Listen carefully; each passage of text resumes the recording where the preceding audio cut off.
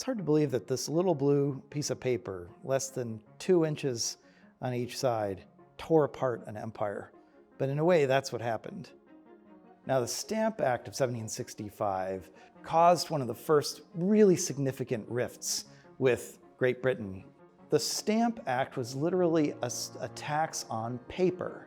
It was a pretty extensive coverage of types of paper that were taxed by the American stamp tax. So land transactions, court documents, newspapers, playing cards, what have you. The British used 2 main types of stamps for the American stamp tax.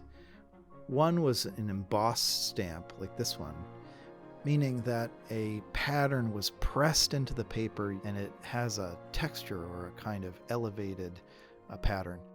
And the other is an ink stamp, kind of like today's rubber stamps where you have an ink pad and you stamp a pattern into it and then they stamp the ink right on the page of paper.